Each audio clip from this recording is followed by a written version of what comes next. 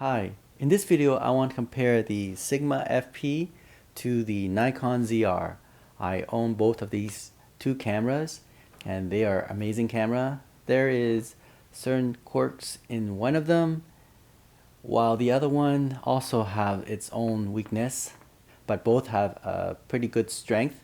And also I want to talk briefly about the Sony FX5 that recently came out and what I think about it compared to these two. So let's talk about it right now.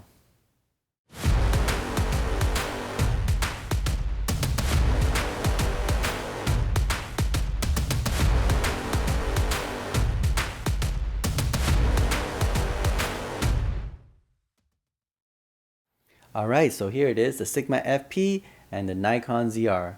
Both are amazing pocket cinema cameras, and I can tell you they have their positive and negative features. Let's go with the Sigma FP first. The Sigma FP is amazing pocket cinema because it can record RAW internally. Yes, you heard that right. You can actually record the RAW CD&G into the camera. Now, if you're using micro SD, you can record up to 12-bit 1080p. You can also record 8-bit 4K CD&G as well. So it depends on what you want, but it's using that micro SD. Now, if you decide you want to go 12-bit 4K CD&G RAW, you can use the SSD drive. Okay, so that's why I love this camera, because if I have that SSD drive, like say 1 terabyte or 2 terabyte, I can connect through its USB-C port, and it will record directly into the drive. And that's amazing. You can get like up to maybe 10 hours depending on how big your drive is, and depend on what codec, like what RAW, 12-bit, 10-bit, 8-bit, 4K, 1080p, whatever you want to use, and it depends on the size of the file that can be stored into your SSD drive. So yeah, this is definitely its advantage. Another advantage that the Sigma have is the color science. Yes, I love the color science that comes out of this camera, because when you shoot it and then you try to color grade it, you only need to tweak a little bit and you get the right color science that you want. And if you want to know what it looks like, you check other YouTubers who has Sigma FP, and especially when they film at night or film during evening time, this camera gives you beautiful color science. And I have to say, yes, that's why I purchased this camera. So those are the two most important things for me when I purchased it, was because it can record RAW like CD&G into the micro SD as well as the SSD drive, and also the color science is great. So those are the positive features in Sigma FP. Now what about the negative? Well, there is more negative than the positive for Sigma. Okay, the negative part is that it doesn't have a flip out screen. So for vlogging, that is a problem. However, I do have a solution for that. I actually installed a mirror at the back here that allows me to focus the image and I can see it, right? So yeah, I built a mirror at the back, and I can rotate that mirror.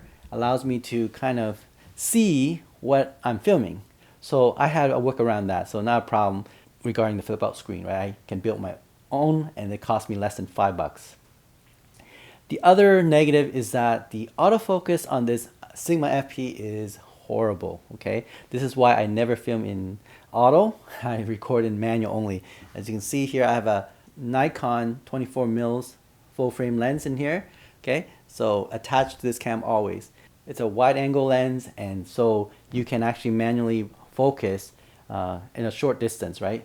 You do that and you're able to focus, let's say if you do vlogging. If you're filming other people, then that's not a problem. But if you're filming yourself, yes, you definitely need, a mirror to look at your screen, and then use a wide angle lens so you can go close, and then you can just adjust that lens and you can see yourself. So that's how I do it for this camera. So for vlogging, especially for sitting down, this is how you do it. Now if you're moving around, that is going to be a problem. So my other solution is, you want to set your aperture to f8, and then you're always in focus, right? Now people don't like f8, but I can tell you f8 it's fine. Yes, you can see the background, so what, right? In fact, if you're filming outdoor, which I like to do with a lot of landscape, I would like to see the background, not just my face. All right, so keep that in mind. F8 is not bad. It's actually pretty good, depending on how you want to film yourself, right? For me, having background that is in focus is fine. Okay. Yeah. So those are the thing about the Sigma. Now there's other ones that, let me just point it out, that I don't like about it is the Kodak for H.264. I would never film in that Kodak because it's too sharpened. I noticed that when I film the H.264, this is the Kodak that it has built in, and in 4K or even 1080p, it's always sharp and too sharp to my eye anyway, and it feels like it's very synthetic. It doesn't feel natural. So that's why I would film everything in CD&G, even in 8-bit. So usually I will film 8-bit CD&G 1080p to save space, or if I want a highest quality, I'll grab my SSD drive and record in 12-bit 4K. Now the problem, of course, is when you're recording these file, okay, the raw CD&G, and that's one of the negatives, it's so big. Now, being big is a problem, but what is a bigger problem is that when you have a slow computer, or not so powerful computer, it can drag in the timeline, right? It's very slow when you're trying to edit, and when you're trying to transcode it into a more compact, compressed file. Okay, so that is an issue. So usually for me, when I'm filming, I usually set it to 8-bit 1080p raw. You get the nice full color. Though it's 8-bit, but remember it's 444 for C&D raw, so not so bad. And as long as I don't color grade heavily, it's fine. 8-bit is perfect. It's a small file size, and the color is just very nice. So that is Sigma FP. Now let's talk about the Nikon ZR. Now Nikon ZR, obviously, I just recently purchased this one. This is actually a better camera for sure than the Sigma. Now, in terms of color science, however, for me anyway, I still think the Sigma is better. Not because Nikon ZR doesn't have a good color science, it's because I don't think I know enough about the red raw that's coming from the Sigma, the 12-bit modified red raw that Nikon ZR can do. So right now I'll give it a good rating for color science, just because I don't know how to color grade probably with this type of format yet. So I'm going to learn more about it, but I heard from a lot of people that the red raw and even the Nikon raw are very good. So yeah, so one thing about the Nikon camera, the ZR, it can have 3 different type of raw. The red raw 12-bit, okay, the modified version of red raw, the Nikon raw, and of course the ProRes raw. Now I try to avoid the ProRes raw because it's a big file, huge, so big that my 512 gigabytes actually can only record 40 minutes. So can you imagine that? You almost half a terabyte and only 40 minutes of recording in ProRes raw. Whereas if I record in red raw 12-bit 4K, I can record over an hour and 20 minutes, I believe, or 30 minutes. Okay, and then if I record in a Nikon raw 12-bit 4K, I can record over 2 hours. So yeah, so most of the time when I'm doing raw, it would be those two format, the red raw 12-bit and the Nikon raw. Now what about the H.265? Yes, I would probably use that if I'm doing vlogging and I'm just recording directly into the SD card. So I would use the micro SD that you can put into this Nikon ZR, right? So there is advantage of that. You can use that micro SD, and usually I have about 256 gig of micro SD in there, and using the Kodak H.265, it can easily record into that small card, and then I can use it to transfer to my computer.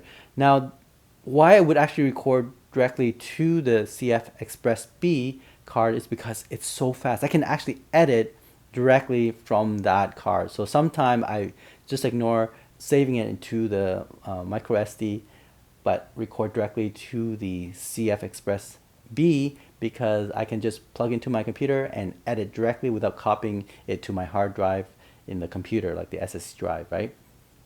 So that's its advantage. I really like the CF Express card B because it is fast, right? and you can edit directly and then transcode it to a smaller file size. Now, obviously, it's not just the codec that this Nikon ZR have, like the 3 flavors. It's also the large flip out screen that you can see here, which I love, okay? So you can flip that out. Now, the one problem that I find is that once you flip it out, it's actually hard to change certain aspect of the choices, right? So when you flip it out, for example, you can't go into the menu for some reason. That's what I don't like about the Nikon. Maybe I'm doing something wrong, maybe you can tell me, but when I flip it out and I'm trying to change certain setting, it is limited, okay? So I can only set certain things, that's it. But then when I flip it back, then yes, all the full menus and setting can be adjusted. So I don't know why, maybe it's my error, but I can't get it to work when I flip it out and try to press all these buttons. It won't allow me to do that, okay? But it is a large screen and great for vlogging for sure. And that's why, you know, this is one of the reason why I bought this camera. Of course, the other reason as well, one of the most important reason, of course, because I have a lot of Sony lens, I have this special adapter. I just hook the E-mount lens, the Sony compatible lens, to this camera, and the autofocus is still amazing, okay? So that's another thing about this camera compared to the Sigma FP, is the autofocus is just great, right? It's really good. Even if it's not a native lens like the Nikon lens, I can use a Sony E-mount lens. And even the Tamron and other third-party lens, it works great. Like this here, let's see, I'm trying to see what the lens, this one on this camera is. Oh, this is Viltrox. This is a Viltrox 20 mils 2.8 FE lens, the full frame lens, and it works perfectly, okay? So the only issue I have with this lens is that when it was filming in H.265, I believe it was 1080p. Oh, is it? No, ProRes. I think it was ProRes 1080p. The autofocus wasn't that great. So again, I'm not sure why. Most likely it's the lens itself, the third-party lens, the Viltrox. But the Sony didn't have any problem, okay? So yeah, this camera can use different lens, like E-mount lens, which I love because I have a lot of E-mount lens. I still have Sony camera, so you know, it's fully compatible with Sony. Yeah. Another reason I bought this Nikon ZR is because of the 30-bit audio recording. So I haven't really utilized the audio yet, but because it's 32-bit, you can actually decrease or increase the amplification of these sounds without affecting the quality of the sound, right? So yes, so that's the advantage of it. Now I will have to utilize it more efficiently, but because it has this feature, I can be sure that the audio is decent, right? Even though if, let's say, if I shout, I can also reduce that sound volume down without like causing it to peak up and cause distortion to the sound. What else is great about this camera? Well, this camera has a very good battery power. I can record around 90 minutes without any issue, okay? Whereas my Sigma FP, the battery is not as powerful. It can only record up to 60 to 70 minutes, whereas the Nikon ZR, it's about 30% more of power, right? So that is great for the Nikon.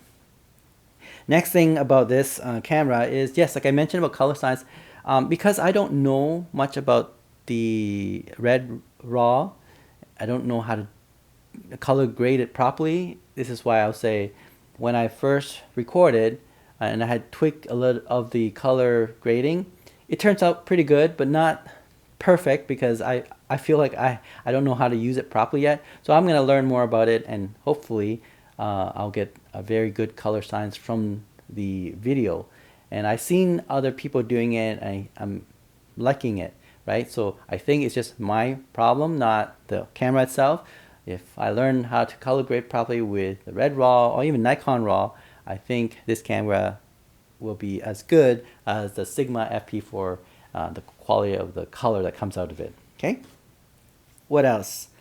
Yeah, so there is one thing. You could record ProRes HQ 1080p, but it's in 50 frames per second. So it's good and bad. I mean, if you're recording vlogging, You don't have to do the 24 frames per second. You can do 50 frames per second. But I wish Nikon ZR give that option when we're recording ProRes HQ 1080p. I wish there was a 24 frames per second option, right? But not a big deal. But what's a big deal is that I wish their ProRes RAW or even their Red RAW have a compressed version of it, a lighter version, maybe smaller file size. That'd be great if Nikon can do that. And I wish they implement the ProRes LT. Okay, so that's a really small file, but used to have a 422 10-bit, right, format. Yeah, they do need a smaller size RAW recording. That would make it a better camera for sure. All right, so you can see why I chose both these cameras. It's gonna be hard for me to sell any of them, but if I had to pick one, right, I had to keep one, I would go with the Nikon ZR. Yes, Nikon ZR is more expensive than the Sigma FP, almost twice as expensive, but the ZR is worth it because of the most recent technology built into it, and it has that flip out screen that you can see yourself, and has autofocus, battery's great, audio is great. So yeah, this is definitely the camera I'll keep. However, it's hard for me to actually sell this camera, the Sigma FP, because yeah, it's a small camera, color science great, record directly into the SSD drive. These things that I wish Nikon do that. All right, so now let's talk about the Sony FX5 that recently came out. What do I think of it compared to these two cameras? Well, first of all, it is too expensive for me. I mean, I don't know about you guys, but $7,000 for a camera, that's in Canada, right? 7,000 Canadian dollars, including tax. That's a little bit too much. I mean, I would probably buy FS6 with that kind of money, buy a used one, FX6, and then maybe a lens with it, instead of buying the new FX5. And, put all those money in actually filmmaking instead of in a camera. What I mean by filmmaking is that there's more to the camera than just camera for filming, right?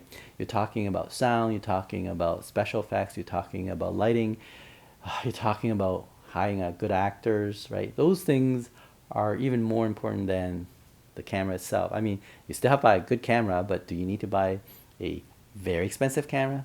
Probably not. Now, Matt Johnson, you can look him up. I recently reviewed the negative aspect of FX5, and it's pretty serious actually why some people may not want to purchase it, including myself when I heard about it. First thing is that the shutter button, it's not actually a shutter button on the FX5. The shutter button actually doesn't act like a photography feature, right? It doesn't click like photography. It has other function to it. I don't know exactly what it's there for, but apparently you cannot really take pictures because this camera, the FX5, Sony FX5, is meant for video, cinema camera, not a hybrid. So that is kind of disappointing, okay? Maybe they'll change it in the future during firmware update, but right now it feels like it's a beta still, okay? Another thing about it is the EVF, like, yes, you have the option to put EVF on, but then it's the same slot as where you put your audio, the 32-bit audio. So you can't do both at the same time. Neither you choose the EVF or you choose the 32-bit audio recording with the XLR output, like those kind of module, right? And those two are quite expensive. I think one of them is 600, the other one's about 500-600 as well. So you're looking at 1,200 accessories that you need to add on top this camera here, this Sony FX5. So, and it doesn't give you the two feature at the same time. You gotta choose one or the other. So not really good for that. And hopefully in the future they think about changing that kind of format where it should allow you to do both, right? Record audio while you're able to see using the EVF. And yeah, another really, I guess, poor execution on Sony is the fact that when you change a different RAW codec, the camera reboots itself, and according to Matt Johnson, it takes almost 10 seconds. 10 seconds is a long time for run and gun film maker, right? People who, or you know, when you're doing wedding photography or videos, that is definitely a no-no. Okay, so there are things that in the FX5 actually aren't great, and in fact it feels like there's a beta version. Maybe Sony will change that in the future firmware, but you know Sony, they're very slow when it comes to firmware updates, and they don't give you that much. So this is why I said when they first release that, and if you don't do anything about it, especially you know, there's already a major problem. Even if I have all the money in the world, I still would hesitate buying the FX5. I most likely will buy the FX6 and maybe even FX3. But at this point, I think the Nikon ZR fill the budget, right? For you know, $7,000, you could buy two of these and maybe a lens, and for, you know, you could buy actually 3 Sigma FPs and 1 or 2 lens for that $7,000, right? And if you buy used, you most be able to get a lot more of the stuff. So that's my take on the Sony FX5. I really don't think it's a good camera for independent filmmaker. I think the FX3 is still great and the FX6 is still amazing. So if you want to buy for making film, those are fine. I mean, they probably can get it used now, probably 2/3 of the price. And the Panasonic S12 or S1R2 are amazing camera, and even the S5 2X, that's a really good camera from Panasonic as well, right? Because they have a really good autofocus and very good in-body stabilization. Oh, by the way, I forgot about that. The Nikon ZR also have a very good in-body stabilization. Not as great as Panasonic or Sony, but it's good enough, okay? So yes, thanks for watching. Don't forget to subscribe and give me a little heart of appreciation. I'll talk to you soon. Bye.